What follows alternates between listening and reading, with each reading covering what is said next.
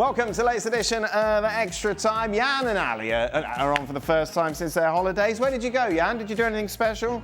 I'm in the middle of my holiday. Nice. I did World Cup, and then I'm gonna now have holiday till the Premier League starts. But I had a quick trip to Vienna this weekend, and I worked with two legends of Austrian football. Andy Herzog, remember him playing left number 10 at Werder Bremen, and then the one and only Hans Krankel. Oh, then what were you doing there? I just did a Rapid Vienna against Altach in our Doesn't stadium stop, in Jan. Vienna. Loves it. Andy Herzog was my teammate with the LA Galaxy. Yeah. There you go. There you are. Yeah, and of what about course. yourself? What did you do for your holiday? I went to a beach house in Florida, just south of St. Augustine. Wow. Friends invited us over. Right up our street, isn't it? We had the big decision to make was, do we go to the pool in the backyard or do we go to the beach? You know, difficult decisions that you get to make on vacation. And then because And I'm did you socialise with people at the I house? did. I'm very friendly. Very friendly. Wow. In my social life, Dan. And then because I'm a company man, I went to Disney for a few days. With Oh, the nice one. family. Did you do all four? Yeah, I the went to all parks? 4 parks. Yes, Nice. absolutely. Very good. Yeah. Lovely. Who finishes higher, Stevie? Chelsea, Spurs or Liverpool? Chelsea. Oh, Yeah, I'll go Chelsea. Nah. Yep. No. oh no. Liverpool. How can you say Liverpool, Jan? All right, okay. Give me something to grab we onto. started. I mean, you've been in holiday and you come back and you start all over with Liverpool again. Where did you go for your holiday? Your backyard? Nowhere. I mean, Somebody had to stay here. Iraola will get this team going. Liverpool will do well. What about? But they haven't got a team They yet. haven't got a team. They don't get a team No. because they lost the Salah, who was not playing last season. You're talking about him, or what were you talking about? Defenders, I think, is an issue. Right. Who's playing right back? Slobozlai? Yeah, they will find a right back. Oh, the fuck, sorry, yeah, fine one. Who's playing centre half with Van Dijk? All right. Oh, they'll find one. It's a Oh, long there you time. go, yeah, who's playing? There's a lot of searching going on. So a lot of positivity. You know, So- Stevie is not buying it when he starts leaning. Yeah, I leaning know. further No, forward, yeah. further No. forward. You say Chelsea, you say So Liverpool. yes, Ali? they put Chelsea up. Just because Stevie's here, go on, Liverpool. There we go. What's your issue with Chelsea, Jan? I have no issue with Chelsea. I just think that when Liverpool fans are starting before they even started anything, they say they're going down. Then I got a but Andy bad got- feeling. The Liverpool echoes on it. don't Chelsea's got no Europe. Chelsea's got 1 game a week. And we saw yeah. how that works with Man United. Man United were no great team last year, but they were playing They're once a great week, team. and they won the majority of the games because of it. Yeah.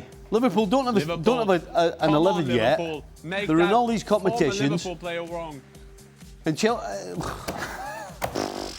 Seriously. How can you? Don't Which get- I date gotta is it hope I'm today? wrong. Is it the 4th of August? Nay. And Liverpool are gone. Nay. Speaking of gone, where do you think Julian Nagelsmann will go next? Oh, you asked the right man. I told him where to go in January, and I was right. I mean, he did everything wrong. I think that it's a good question because I think that he has lost that gloria that everybody gave him. Yeah. I think that to be a top manager, a top coach, you also have to be a top leader working with people. And this catastrophe that happened to Germany, that was expected. I mean, we all knew that, or some of us knew, that was going to happen when he saw his man management. So I think that he should get a great book and put himself in Central Park or whatever, Lovely. like Guardiola did that Sabbath year, and just read. Just read about management and leadership. And then he's suddenly be back. But that's interesting. Can you learn that, though? You can learn tactics, but can you learn man management? You can learn to be humble, Dan. That's what you can learn. Yeah. You can learn that you were not the Christopher Columbus of football, or I would say Leif Erikson, who came there 500 years earlier. But that you can learn. You can't learn it through courses. But Julian Nagelsmann, to be fair to him, he did a good job at RB Leipzig. He started well at Bayern, but how he took his role as a leader for the German national team, that is not leadership level, top-notch clubs in Europe. I have a question for you, Stevie. Yeah. Who's more overrated as a manager? Julian Nagelsmann or Roberto Martinez?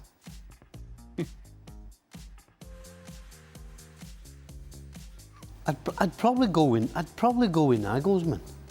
Right. I'd probably go with Nagelsmann. I mean, I wouldn't have either, is what I'm saying. no, well, Talk to me about man management, Nagelsmann. because this is one of your. This is like you speak to any of your former players, Yeah. and you had that magic touch with them. In that sense, is it something you can learn? I'm not so sure about that. I think there's certain things that you have to have that naturally come out, and one of them is a personality, and it doesn't.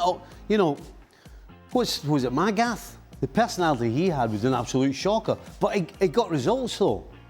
And so you don't always have to be like Klopp or be the nice guy. You can be like a Felix Magath and everybody's scared of you. And I mean, Fergie got all these results. People were scared of Fergie. If they saw Fergie coming down the corridor, they would turn and go the other way just to avoid, just in case he might shout at them or even say something to them. And Nagelsmann looks to me, Jan, from the outside, as though he doesn't have a personality.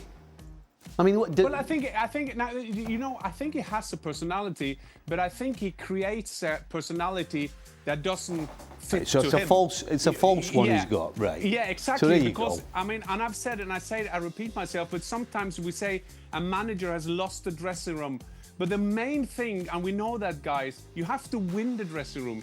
You have to get in there and say, listen, this is what I do. So Jurgen Klopp now starting as a German national coach. He owns the moment he signed the contract, he owned the dressing room. That's just how it is. So if you're not that kind of guy, at least you have to be humble. At least you have to treat Undav well when he score a goal and don't say, no, that was just a lucky hit. Or you would tell Neuer, you won't play, or you will play, or you will play with a 39-year-old at that time, and those kind of things. So I think that the main thing for a leader is to be authentic. And like Dan was alluding to, Steve, what you did, I mean, everybody speak about you were so good at man management. And I rather have a leader, a coach that is good at man management, that know how the 6 gonna be compared with the number 8, you know? Can I speak to the fact of what Stevie was known for in MLS? Players talk and players communicate, and Stevie won't say this, but I will. He was known for players loving to play for him. And you can't say that about every manager. In fact, most managers you don't say that about. And I think even now, if you were to run into players that played for Stevie, they'll look back to that as a great experience. And again, that doesn't happen with most managers. So because of Stevie, because of Paul, because of the relationship that they had, because how they handle and how they communicated, it made a difference in those players' career to the point to where a lot of those players, and again, Stevie won't say this and he won't take credit for this, a lot of those players, after they've retired, they've gone on to do great things too. And some of that is individual drive, but some of that has to do with the fact that there are certain principles that Stevie put forward. That in itself, I think, is something that a manager takes for granted. Stevie did not. He was a great manager in MLS. Stevie, back in your day, and most of Jan's day, there was really no You want a hug? I'll give you a hug, because I was feeling... No, I'm feeling good. I'm feeling good, Ali. No, I feel really good after that. Thank you. Back in your day, Stevie, there was really no transfer deadline and absolutely no social media to drive transfer talk. Did you even hear transfer rumours, or did they just come out of the blue? If there was one thing Liverpool, and Liverpool's famous for a lot of things, but the one thing they were famous for was you didn't know until you walked into the dressing room and somebody was sat next to you. Right, really? That's how it used to be at Liverpool. None of this, oh, he's going here and he's going there, and they were talking to him. I mean... What about when, like, Ian Rush went to Juventus? Did you know that was going to happen? Was there any... No. Wow. No, because Rushy obviously would keep his trap shut. Yeah. But no, not at all. No, nothing. There was no leaks. Nobody was talking out of school. Peter Robinson and the board up there kept absolutely everything tight. And that's the way it should be. Yeah. That's the way it should be, and it's the best way for everybody. Really is. Well, we would struggle on this show.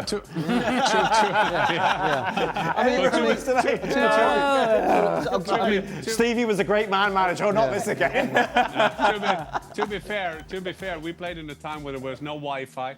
Stevie played in a time where there was no electricity. So how could they do? How could they do that? But That's true. I would just a quick story. When I went from Sheffield United to Barnsley, played Bury away, Championship. And our secretary came into the dressing room. I was in the shower, and he said, "Jan, we have agreed a fee with Barnsley," and they were in the Premier League then. And I said, "Okay." And he said, "Can you speak to the manager tomorrow?" "Yeah, I can." And then he turned around, and I said, "I want all my money." And he turned around and said, "Yes." So that was done in 2 minutes. So Brilliant. There was no here we go. But like, speaking of here we go, Ali, that was never on the cards in the MLS really at all, because it was all about trades, wasn't it? This was something that I never knew about. Obviously, we don't know, it doesn't really happen in Europe, but here in the Too States, many people knew about everything. it's crazy. And you have, as a player, zero control, zero say. Right. You just, one day you get a phone call or a text message. I mean, You're going.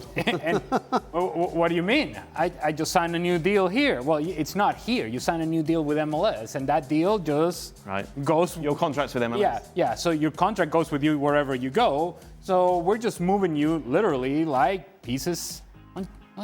You go from here to there. And who decided that? Well, not me. Wow. You get the communication.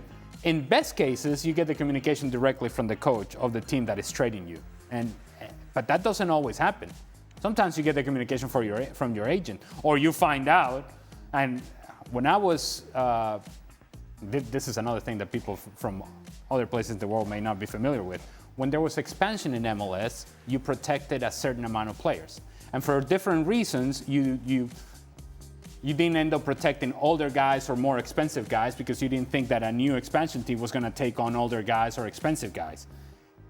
In my sort of last interview with the Columbus Crew, after we finished our season, there wasn't really any conversation in regards to what was going to happen with who was going to be protected or not. There wasn't any hint given that I may not be protected.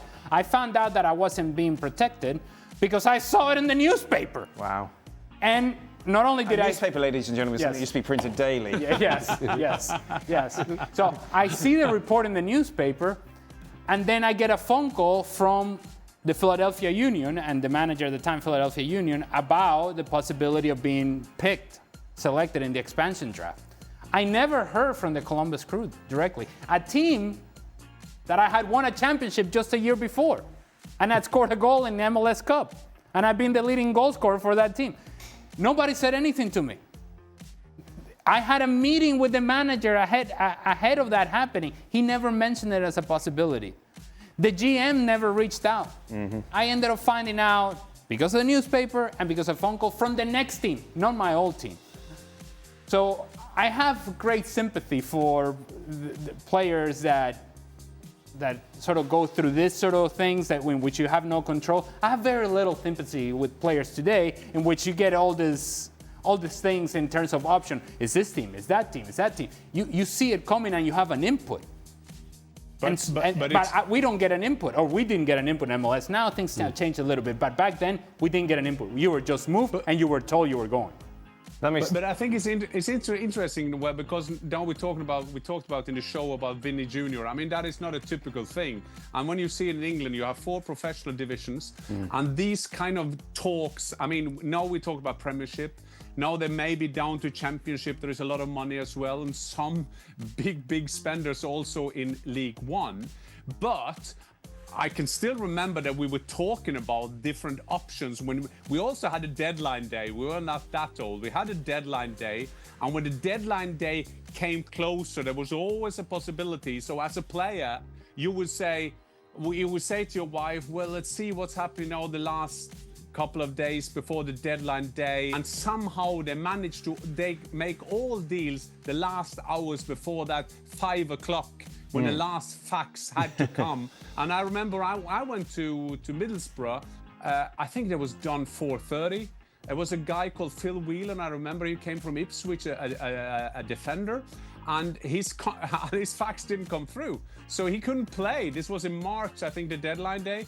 And he couldn't play the rest of the season. So we were still discussing it, but it was more like text TV for those who we could see on page BBC who would be linked to whom. Yeah, and what's it like as a father seeing your son kind of go through it? Because obviously Marcus played, didn't he, like the lower leagues, trying to scramble. That must be such a frustrating time as a parent to see kind of your son kind of go through that.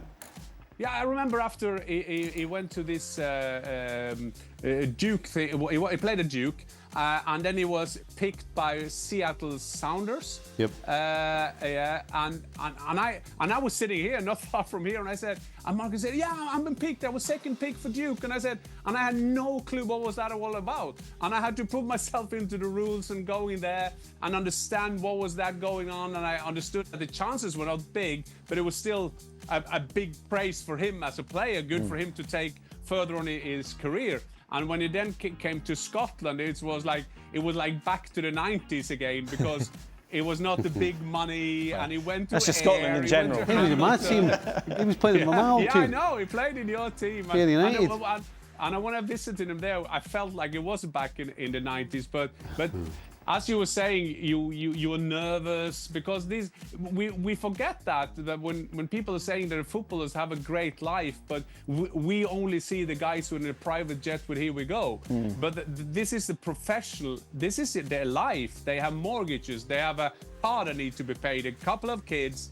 And you just wait what will happen. And the story Al is telling, that I can't imagine that USA is not a small country. I mean, you can be turned all over the continent, so to say, in one phone call. I could never get my head around that. You know, somebody that was in your squad, that was in your team, maybe didn't play, and you don't have the gumption to call them and tell them what's happening, that you're gone.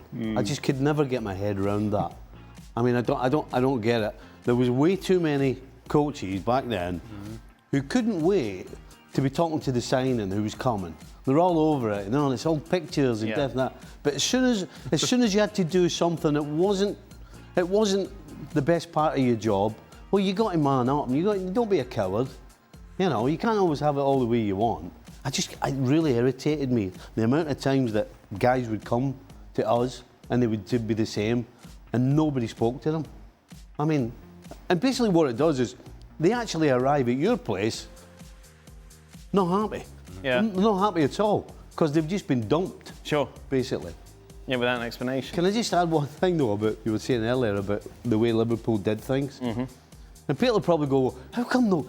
Somebody must have said something. How come they didn't find it? Well, Liverpool, when they went to watch somebody, they didn't even get comp tickets. They bought tickets. Right. They would actually go and queue up and buy a ticket and go into the game. So nobody would know. Nobody would have a clue And they were even there. glasses and a fake moustache. Oh, big moustache, wig. big hooter, the whole thing. Jan, a couple of questions left. Over under 2 years before Haaland leaves Manchester City for either Barcelona or Real Madrid. How long will he be at City for, Jan? What's your money on? Interesting season. I start there. Interesting season with Maresca, a new coach. Having said that, when Erling Haaland did this evaluation program that he did with all clubs, which impressed me a lot when we made a documentary about him, one of the things that I was most surprised of was that he didn't put the coach in as one of the major things. Because they were always thinking about, well, the coach could leave. And when he went to Salzburg, Marco Rose was there, and he just left for Germany. Marco Rose is now in Bournemouth, by the way, as you know. And the same thing happened now with Manchester City. I think that he won't play for Manchester City the rest of his career. I think that he will end up in Spain at one stage. But I think it will depend how things will develop with Maresca, because when you have the stature now with Erling Haaland, he's won the treble, he's been top scorer all the time, winning trophies for Manchester United, Manchester City. You have to win titles. You have to be a part of a team that get trophies. And as long as Manchester City do that, I don't think that they will think of leaving them. Final question, Ali, on a scale from 1 to 10, how much did you miss Dan? We haven't worked together for over a month. It's obviously you were doing the morning show, I was doing the evening show, and then we had our little holiday. 1 being not a lot, 10 being I miss you a lot. Yeah, let's go with that. Yeah. I'll say a 10. I know. I miss you. 2 weeks today. 2 weeks today, Ali, we're going to Spain together. Well, lovely. Maybe I won't miss you so much then, Dan. Oh, that'd be lovely. Now we know why you said 10. One of the abiding memories of the last time we went to Spain together was after the game we all went to a club and you had like is it a pina colada bowl? Yes, in a fish bowl. No, but now let's give it some context. Pina colada? Yeah, but hold on. Hold on, the Shirley Temple Kid. No, wait. I just want to say, Maka was there. Yeah. And he was just like, you gotta have something, you having a beer, you having it, all right. And I said, well, fine, I'll have a pina colada, right? And he ordered a pina colada, and it was the biggest pina colada I've ever seen in my life. It was a fishbowl, and I'm walking with this whole thing the whole night while Dan is singing karaoke. Brilliant, everyone's a winner. It's great. The best thing What was did you sing, Dan? What did you sing, Dan? What did you sing? I can't remember, a plethora of things. No, normal, yeah. Don't worry about that. That is it. Fantastic. It is great to be back. It really is. Thank you very much. ESPN FC returns tomorrow. Are you working tomorrow?